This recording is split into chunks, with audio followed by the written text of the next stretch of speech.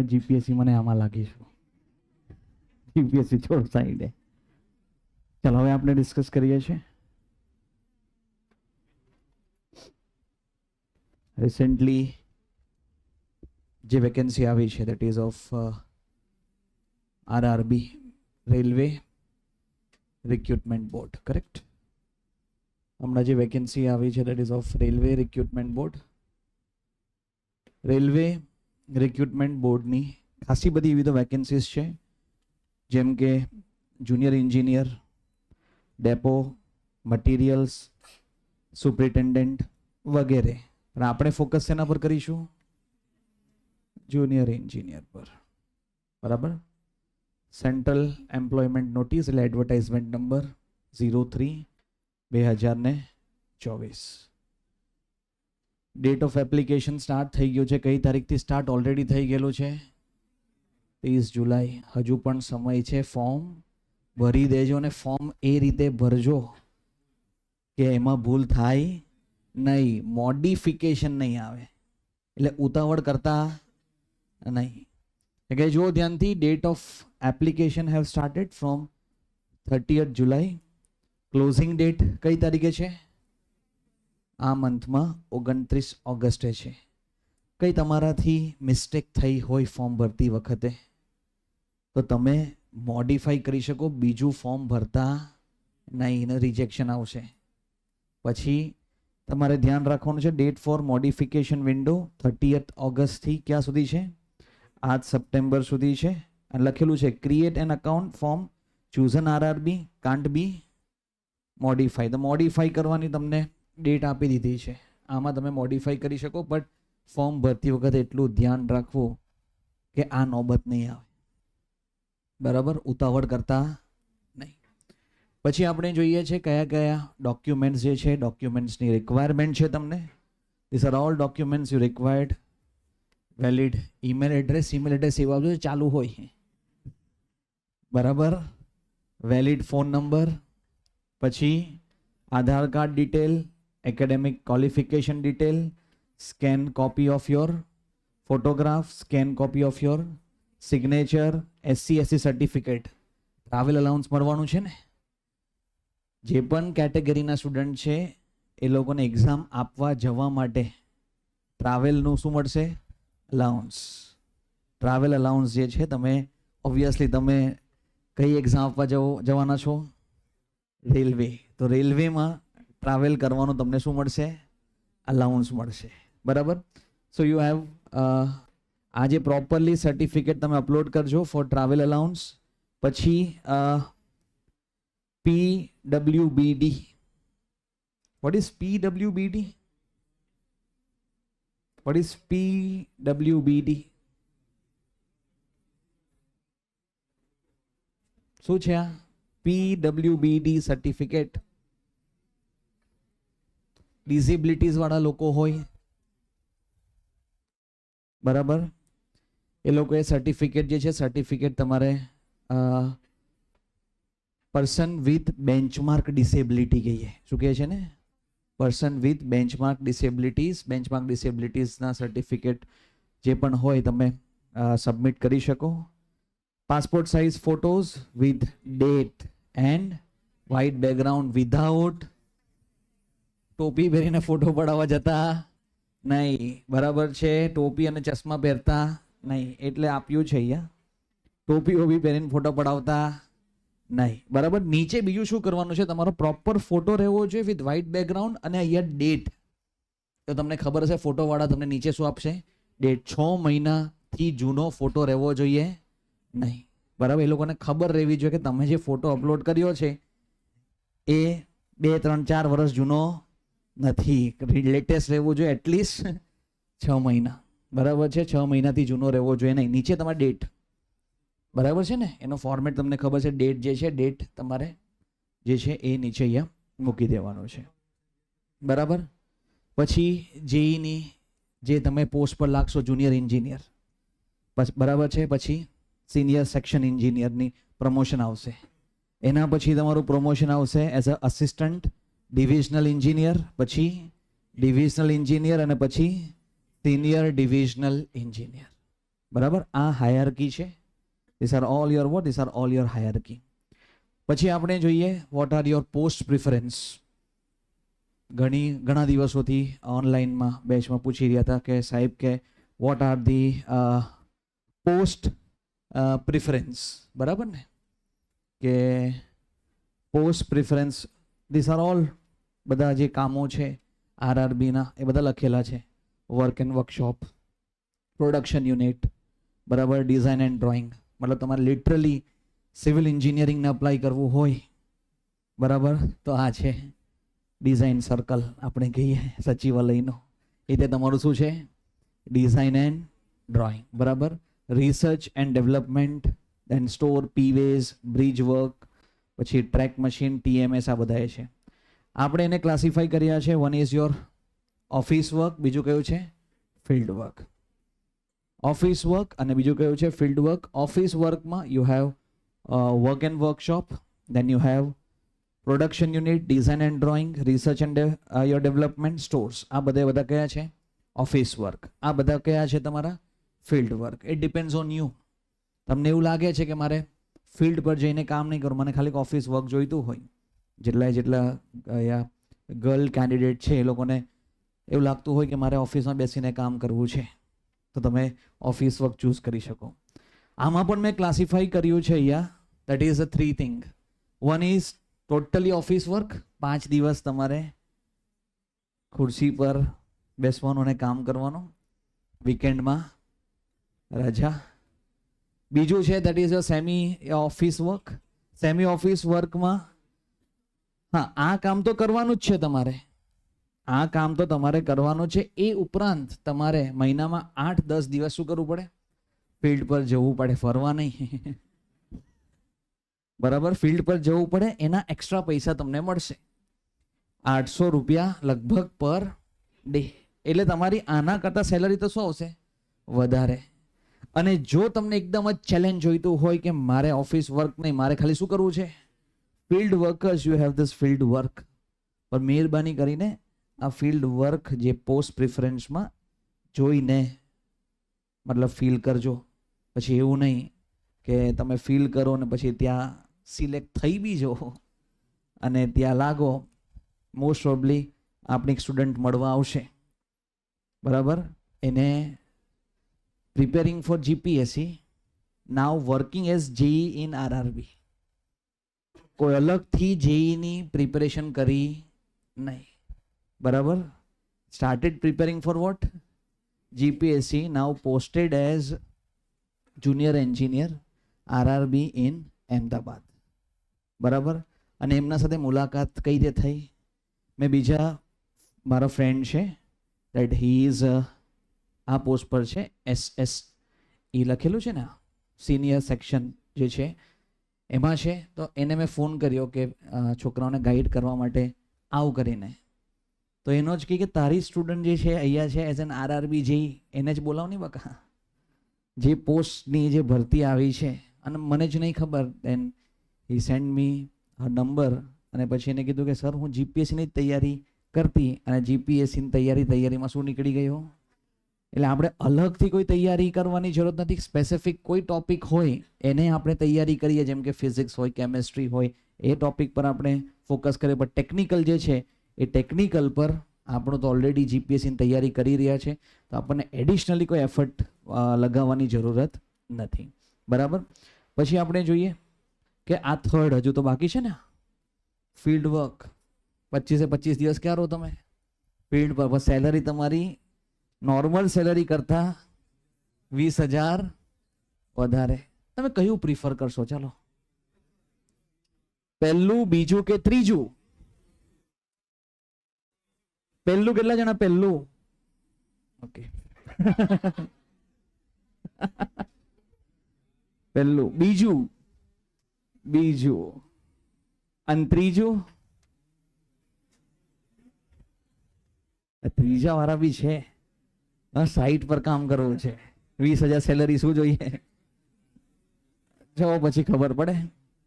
હવે જો process to apply આપણે જોઈએ indianrailways.gov.in.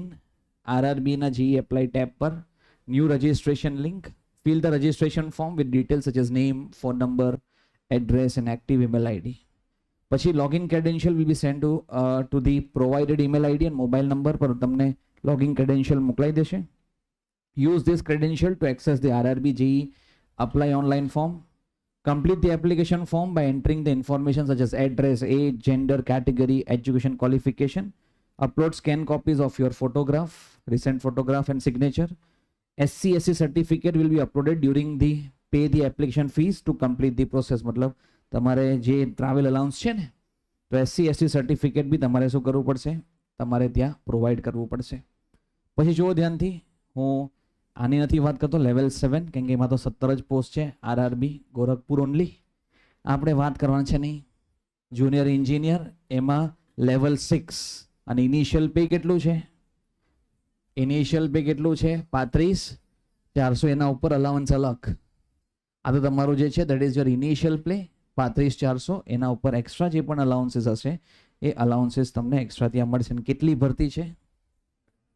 7,934. 7,934 છે, પણ એમાં પણ ગેમ છે.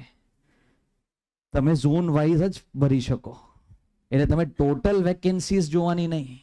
આપણે શું જોવાનું? ઝોન, આપણા ઝોનમાં કેટલી વેકેન્સી છે આપણે એ પ્રમાણે જોવાનું છે. તો એ આપણે જોઈએ છે ઇમ્પોર્ટન્ટ યોર ઇન્સ્ટ્રક્શન આપણે જોઈએ. તો ઇમ્પોર્ટન્ટ ઇન્સ્ટ્રક્શનમાં સૌથી પહેલાં candidate waiting for final result of prescribe education or technical qualification are not eligible to apply. કઈ તારીખથી ફોર્મ ભરાવાના સ્ટાર્ટ થયા? 30th જુલાઈથી. મતલબ હાલમાં જે ફાઇનલ યરમાં છે એ છોકરાઓ અપ્લાય કરી શકતા નથી. 2024 પાસ આઉટ જેનું ફાઇનલ યરનું રિઝલ્ટ આવી ગયું છે અને પ્રોવિઝનલ આવી ગઈ છે ને, પ્રોવિઝનલ ડિગ્રી તમારી આવી ગઈ છે 30 તારીખ પહેલા, 30 જુલાઈ પહેલા એ બધા અપ્લાય કરી શકે છે. કોઈ એવું છે જેનું હજુ આવ્યું નથી? નથી આવ્યું? Which college? LJ. ઓકે. બીજા કોઈ? PDEU આવી ગયું છે? ઓકે, બરાબર. તો તમે શું કરી શકો? Yes, 2024 pass out, 2024 pass out આપણે અપ્લાય કરી શકીએ છે. બરાબર. જે ફાઇનલ યરમાં છે એ અપ્લાય કરી શકતા નથી. પરફેક્ટ. પછી આપણે જોઈએ છે only one RRB and only one common online application should be submitted by a candidate. Application to more than one RRB will lead to rejection of all the application. એક જ application જે છે એ application જે છે શું કરવાનું? એ તમારે application એક જ રાખવાનું છે, 2-3 ભરતા નહીં. અધરવાઇઝ શું થઈ જશે? GPSC માં ભરી શકો પર અહીંયા નહીં. GPSC બી આવું લાવવું જોઈએ કે નહીં? એક જ એપ્લિકેશન ભરો, નહીં તો 2 ભરો તો શું થઈ જાઓ? રિજેક્ટ. પછી આવે છે આ લોકોએ બધા મેડિકલ ફિટનેસના ક્રાઇટેરિયાઝ રાખ્યા છે કે candidate who are found medically unsuitable for the opted post shall not be given any alternative appointment. એટલે એ લોકોને એક પ્રોસેસ બી છે સિલેક્શન પછી મેડિકલમાં તમે અનફિટ હો તો તમને એ લોકોના ક્રાઇટેરિયાઝ આપ્યા છે એ લોકોના એડવર્ટાઇઝમેન્ટમાં. એ ડિટેલમાં તમે જોઈ લેજો. તો એ પ્રમાણે તો એમાં તમે મેડિકલી અનફિટ હોય તો ત્યાં પણ તમે નીકળી શકો છો બહાર. પછી આવે છે that is your modification fees. કેટલી છે? 250 રૂપિયા. મતલબ તમે ગલતી કરો તો ભોગવો કેટલા રૂપિયા? 250 રૂપિયા ફોર ઈચ ઓકેશન. મતલબ તમે મોડિફિકેશન કર્યું ને સબમિટ એકવાર કર્યું ને પછી લાગે ઓહો આ પણ રહી ગયો તો બીજી વાર પાછા કેટલા આપવાના? 250. એટલે મોડિફિકેશન સપોઝ આવે પણ એ બી ધ્યાન રાખજો. બરાબર. 250 રૂપિયા છે modification fees for each occasion which is known refundable. હા, તમારી ફીસ જે છે જે ફોર્મની ફીસ છે એમાં રિફંડેબલ પોલિસીસ છે ખરી. બરાબર. કે જનરલ કેટેગરીની અલગ છે અને કેટેગરીવાળા સ્ટુડન્ટ્સ જે છે એ લોકોની અલગ છે. પહેલાં તમારા પરથી ફી લેશે, પછી શું કરશે એ લોકો? પાછા સડન અમાઉન્ટ જનરલ કેટેગરીને રિફંડ કરી દેશે અને કેટેગરીવાળા સ્ટુડન્ટ્સને તો બધું જ અમાઉન્ટ શું થશે? પાછું તમને રિફંડ થઈ જશે. Okay. Candidates can modify your details in between this particular date. Already કીધું છે 30/8 થી 8 સપ્ટેમ્બર સુધી તમે એને મોડિફાઈ કરી શકો. બેન આઇટમ તો ઓલરેડી તમને ખબર જ હોય. એક્ઝામ આપતી વખતે આ બધું થોડું લઈ જવાય. Mobile phone, bluetooth, pen drive, laptop. પછી લખેલું no safe locker will be available at the examination centre. Examination centre પર જો તો કોઈ ઇમ્પોર્ટન્ટ વસ્તુ લઈ જતા નહીં. સેન્ટરવાળાની જવાબદારી નથી ચોરાઈ ગયું તો. બરાબર. પછી જો ધ્યાનથી rejected or debarred candidate. Candidate who submit more than one application, એ લોકોને શું કરી શકે છે આ લોકો? ડિબાર્ટ. પછી લખેલું છે કે debarred from all future examination of RRBs and railway recruitment cell. એટલે જો તમે ફોર્મ ભરતી વખતે એટલું ધ્યાન રાખજો કે 2-3 ફોર્મ જો ભરી દીધા તો ફ્યુચરમાં તમે રેલવેની કોઈ એક્ઝામ આપી શકવાના નથી. You will be debarred. બરાબર છે?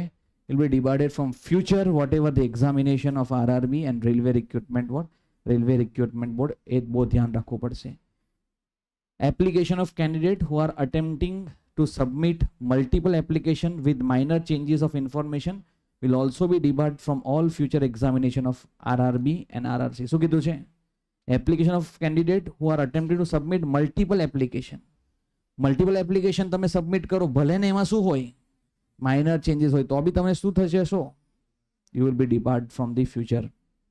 પછી કીધું છે જો એકવાર એક જગ્યા પર બેસી ગયા તો 5-10 વર્ષ સુધી આગા પાછા થતા નહીં. કોઈ ટ્રાન્સફર થવાનું લખેલું છે. No request for transfer to other railway would be registered till the newly appointed candidate completes at least 5 to 10 years of service.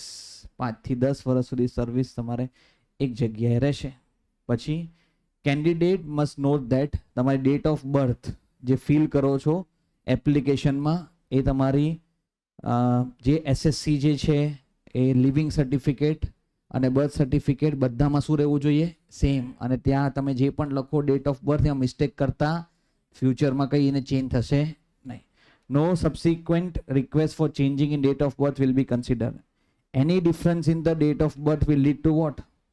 Disqualification. જો ડેટ ઓફ બર્થમાં કંઈ ચેન્જ આવ્યું તો શું થશે? ડિસ્કોલિફિકેશન. બરાબર.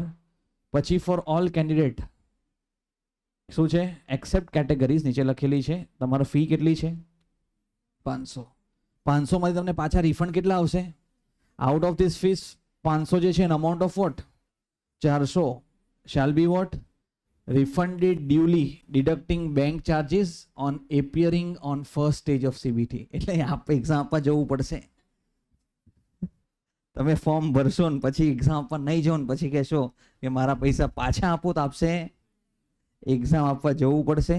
500 માંથી 400 માંથી થોડા એ લોકો જે પણ બેંક ચાર્જીસ છે માઇનસ થઈને તમારા બીજા પૈસા શું થઈ જશે? તમને બેંકમાં આવી જશે પાછા. અને for candidate who belongs to what? SC, ST, ex-servicemen, female, transgender, minorities or economically backward class, not OBC or EWS. એ લોકોની ફી કેટલી છે? 250. અને એમાંથી રિફંડ કેટલી થઈ જશે? પૂરેપૂરી. બરાબર છે? This fee of 250 shall be refunded duly deducting bank charges as applicable on appearing on what? First stage of what? First stage of your CBT. બરાબર. પછી રિફંડ ઓફ એક્ઝામ ફીસ, એમાં ખાલી એટલું એ લખેલું છે કે તમે બેંક ડિટેલ આપો એ બરાબર આપજો. પછી કહેતા નહીં કે બેંક ડિટેલ બરાબર આપી નહીં પછી રિફંડ પૈસા આવ્યા નહીં. આ જે છે એમાં એરર કરતા નહીં. આ લોકો રિસ્પોન્સિબલ નથી. આવું જ લખેલું છે અહીંયા. પછી જુઓ ધ્યાનથી. એનઓસી. કોઈ ઓલરેડી ગવર્મેન્ટ એમ્પ્લોય હોય, કશે ગવર્મેન્ટમાં નોકરી કરતો હોય એને આ એક્ઝામ આપવી હોય તો પહેલાં એને એના ડિપાર્ટમેન્ટથી શું લેવું પડે? એનઓસી લેવી પડે. કે એનઓસી પછી સબમિટ કરવી પડશે ત્યાં. એવું લખેલું છે અહીંયા. NOC no objection certificate. Candidate serving including those undergoing induction, training or probation in any central or state government department, including what? Railway or public sector undertaking, may apply directly to the RRB, duly informing their employer. એ લોકોને એમ્પ્લોયરને inform કરવું પડશે about NOC. Shortlisted candidates should produce what? An NOC from the employer on the date of document verification time પર એ લોકોએ NOC produce કરવું પડશે, failing which their candidate will be what cancelled. બરાબર, એટલે આ તમારે વહેલું ધ્યાન રાખવું પડશે. The recruitment process is like this. પેલું શું છે? ફર્સ્ટ સ્ટેજ, પછી સેકન્ડ સ્ટેજ, પછી ડોક્યુમેન્ટ વેરિફિકેશન, પછી મેડિકલ. આ 4 સ્ટેજમાં તમારી શું છે? એક્ઝામિનેશન. એકચ્યુઅલી 2 સ્ટેજમાં છે, આ 2 તો ડોક્યુમેન્ટ વેરિફિકેશન અને મેડિકલ, પણ આઈ કોલ ધીસ 4 સ્ટેજ. શું ખબર, અહીંયા બી નીકળી ગયા આપણે? શું ખબર, અહીંયા બી નીકળી જાઓ. એટલે આપણા માટે તો 4 સ્ટેજ જ છે, પણ એક્ઝામ આપવાનું તમારે 2 સ્ટેજમાં, CBT 1 and CBT 2, computer base test જે છે. First stage of CBT, first stage of CBT આપણે જોઈએ તો ડ્યુરેશન કેટલા મિનિટ્સ છે? 90 મિનિટ્સ. ડ્યુરેશન કેટલા છે? 90 મિનિટ્સ. કેટલા ક્વેશ્ચન? મતલબ 90 મિનિટ્સમાં કેટલા ક્વેશ્ચન સોલ્વ કરવા? 100. એટલે એક ક્વેશ્ચનને 1 મિનિટ કરતાં પણ શું છે? ઓછો સમય છે. બરાબર. અને જે પણ your person with benchmark disability એ લોકોને સમય શું છે? 120. આપણે અહીંયા ફોકસ કરીએ 90 મિનિટ્સ. કેટલા ક્વેશ્ચન? 100 ક્વેશ્ચન. શું આવશે એમાં? CBT 1. CBT 1માં શું આવશે? મેથેમેટિક્સ, પછી general intelligence and reasoning, general awareness અને જનરલ સાયન્સ, જેમાં ફિઝિક્સ, કેમેસ્ટ્રી અને લાઈફ સાયન્સ. ક્યાં સુધીનું? 10મા સુધીનું. બરાબર છે, 10મા સુધીનું as per your CBSE syllabus. એમાં પણ mathematics CBT 1 30 question 30 marks, general intelligence and reasoning 25 question 25 marks, general awareness 15 question 15 marks, general science 30 question 30 marks, એટલે 100 માર્ક્સ. આમાંથી અલગ અલગ શિફ્ટ હશે એટલે આમાં પણ નોર્મલાઇઝેશન થશે, અને નોર્મલાઇઝેશન થવા બાદ, અને એમાં પણ મિનિમમ પાછું ક્રાઇટેરિયા આપ્યું છે. મિનિમમ એલિજિબિલિટી ક્રાઇટેરિયા કે યોર જનરલ કેટેગરી હોય તો કેટલા ટકા લાવવાના માર્ક્સ? 40%. EWS હોય તો 40, OBC 30, SC 30 અને ST 25%. બરાબર છે. આ જે છે these are your minimum marks for eligibility. પછી જે પણ છોકરાઓ ફર્સ્ટ CBTમાંથી પાસ થઈને સેકન્ડ CBT માટે શોર્ટ લિસ્ટેડ થાય એનું મેરિટ બહાર પડશે, અને એ મેરિટ તમને ઓફિશિયલી વેબસાઇટ પર અથવા ઈમેલ દ્વારા તમને ત્યાં જે છે એ ઇન્ફોર્મ થશે. ઓફિશિયલ વેબસાઇટ ઓફ RRB, ત્યારે તમે કોલ લેટર જે છે એ ડાઉનલોડ કરી શકો છો. હવે કેટલા ગણા એ લોકો લેશે? કેટલા ગણા? જેટલી સીટ્સ છે એના કેટલા ગણા? 15 ગણા અલાઉડ થશે. શું આપવા માટે? CBT 2. CBT 2 માટે જેટલા નંબર ઓફ વેકેન્સીઝ છે, અને આ વેકેન્સી ટેન્ટેટિવલી મતલબ RRB આ વેકેન્સી ઇન્ક્રીઝ કરશે જ, ચાન્સીસ બહુ વધારે છે. આ જે વેકેન્સી છે એ વેકેન્સી લેટર ઓન પછી શું કરશે? એ લોકો વધારી દેશે. ઓછી પણ કરી શકે પણ ચાન્સીસ ઓછા. આ વેકેન્સી શું કરશે? એ લોકો વધારશે. 15 ટાઈમ્સ જે છે 15 ટાઈમ્સ આ જે છે આ લોકો બોલાવશે, જેટલા નંબર ઓફ શું છે? નંબર ઓફ વેકેન્સીઝ છે four the second stage CBT માટે. નેગેટિવ કેટલું છે? 1/3. 1/3 શું છે? નેગેટિવ. એટલે જય માતાજી ચાલશે નહીં. બરાબર. સેકન્ડ સ્ટેજમાં હવે ટેકનિકલ પાર્ટ આવશે. અહીંયા second stage, short listed candidate for the second stage exam shall be based on normalize marks obtain by them. એટલે અલગ અલગ સ્ટેજમાં થયું તો બધા સ્ટેજનું નોર્મલાઇઝેશન થઈને તમારું મેરિટ બનશે. અને નોર્મલાઇઝેશન ઓલરેડી આપણે બધી જ એક્ઝામમાં થઈ રહ્યું છે, like GATE or SSC JE. બરાબર. અને આપણું planning assistant, surveyor, work assistant. Okay. અને total number of candidates to be short listed for second stage shall be 15 times. Already મેં તમને કીધું છે. અને as per the total number of પોસ્ટના 15% જેટલું એ લોકો શું કરશે? એ લોકો બોલાવશે. સેકન્ડ સ્ટેજ જો 150 ક્વેશ્ચન. કેટલા કલાક? 2 કલાક. આ તો વધી ગયા ને, ક્વેશ્ચન વધી ગયા, ટાઈમ ઘટી ગયો. પહેલા ક્વેશ્ચન કેટલા હતા? 100. કેટલો સમય હતો? 90. હવે ક્વેશ્ચન કેટલા થઈ ગયા? અને મિનિટ કેટલી વધી? 20 મિનિટ કે 30 મિનિટ વધી. 30 મિનિટ વધી એટલે 20 મિનિટ અને કેટલા ક્વેશ્ચન? 150. હવે 150 નો બાયફર્કેશન આપણે જોઈએ. જનરલ અવેરનેસ 15, પછી physics and chemistry 15, basics of computer and application 10, basics of environment and pollution કેટલું છે? 10, પછી ટેકનિકલ એટલે સિવિલ એન્જિનિયરિંગ કેટલા માર્ક્સનું છે? 100 માર્ક્સનું. એટલે થયું તમારું 150 marks. Minimum marks for eligibility same આગળ ક્રાઇટેરિયા જોયા એ પ્રમાણે કે your general category 40% EWS, OBC 30%, SC 30, ST 25. આપણા એક્ઝામમાં જે ગૌણ સેવા કંડક્ટ કરે એ લોકોને એક જ ક્રાઇટેરિયા કેટલા ટકા? 40. શું આ લોકોએ 40% જ રાખવું જોઈએ કે આ લોકોના પ્રમાણે ચાલવું જોઈએ? ગૌણ સેવા જે છે, ગૌણ સેવાનો એક જ ક્રાઇટેરિયા મિનિમમ કોઈ બી કેટેગરી હોય કેટલા લાવવાના? 40%. આ લોકોએ ક્રાઇટેરિયા જે છે રાખ્યા છે એઝ પર ધ કેટેગરી. આવું રહેવું જોઈએ કે ગૌણ સેવા જે છે બરાબર છે? ચલો કોણ સાચું તો ખબર નહીં. બીજું તમને વર્ચ્યુઅલ કેલ્ક્યુલેટર, તમે કેલ્ક્યુલેટર લઈ જઈ શકો. વર્ચ્યુઅલ કેલ્ક્યુલેટર એટલે ત્યાં સ્ક્રીન પર કેલ્ક્યુલેટર આવશે. જે ગેટની એક્ઝામ આપીએ ને આપણે ત્યારે જેવું કેલ્ક્યુલેટર હોય એવું વર્ચ્યુઅલ કેલ્ક્યુલેટર તમને ત્યાં એક્ઝામમાં હશે. પછી જુઓ ધ્યાનથી format. This is very much important. This is very much important. Format of certificate to be produced. આ ધ્યાન રાખજો હા. Format of certificate to be produced by other backward classes and NCL applying for appointment to post under the government.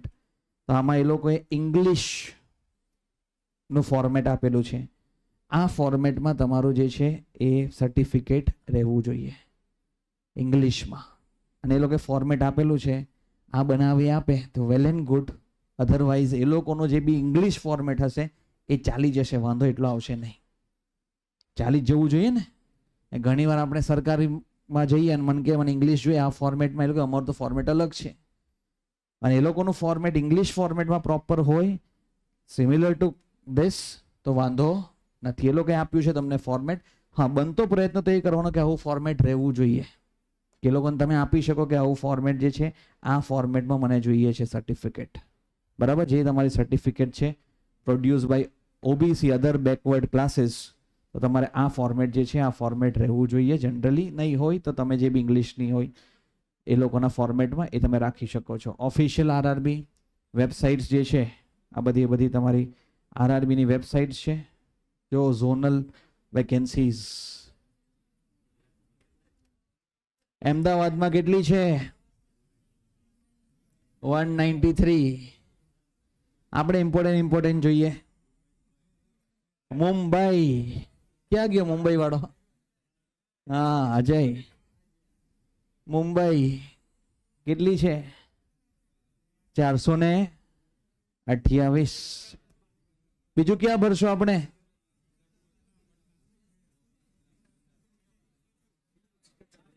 ક્યાં જશો તમે? વિજાપુર ક્યાં છે યા? વિજાપુર હોય તો બધા ભરી દઈએ બોલો. પછી બીજી કઈ છે? અજમેર. અજમેર ભરી શકો ને? ટ્રાય કરજો તમે. ક્યાં ભરશો? Ahmedabad or Mumbai. Okay, Ahmedabad or what? Ahmedabad or Mumbai. તમે ફીલ કરો ટોટલ વેકેન્સી કેટલી છે સિવિલની? ખાલી સિવિલ આપણે તો ફોકસ કર્યું છે એના પછી સિવિલ 3145. આપણા માટે 193 અમદાવાદ અને 428 મુંબઈ. અજય બરાબર? તો આ જે છે આ ધ્યાન રાખવાનો છે. પછી કોણ કોણ અપ્લાય કરી શકે? ઓબ્વિયસલી બીટેક હોય સિવિલ એન્જિનિયરિંગના અંદર તો અપ્લાય કરી શકો. ડિપ્લોમા ઇન સિવિલ એન્જિનિયરિંગ લખેલું છે, જોવો ધ્યાનથી. 3 years diploma in civil engineering or bachelor's degree in your engineering or technology. Civil engineering, combination of any stream of basic stream of civil engineering, BSc in civil engineering of 3 year duration એ તમે શું કરી શકો, apply કરી શકો છો. BSc કર્યું હોય તો પણ ચાલશે. These are the syllabus. Quickly જો એન્જિનિયરિંગ, મિકેનિક્સ, પછી building construction, building construction of substructure, construction of building finishes, building drawing, concrete technology, surveying, computer aided software. પછી કયું છે? Geotech, irrigation, mechanics of theory of structure, design of concrete structure, design of steel structure, પછી transportation. પછી કયું છે? આ છે ને હાઈવે એન્જિનિયરિંગ, જે ટ્રાન્સપોર્ટેશન જે છે. પછી એન્વાયરમેન્ટ એન્જિનિયરિંગ, પછી advance construction techniques and equipment, estimation, costing, contracts and accounts. આ બધું શું છે? સિલેબસ. હવે ખબર પડી ગઈ છે? કોઈને કઈ તકલીફ? Okay, thank you.